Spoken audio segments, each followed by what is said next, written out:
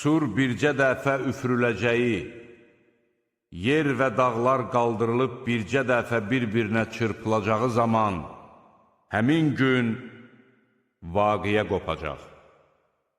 Göy yarılacaq və həmin gün o süst olacaqdır.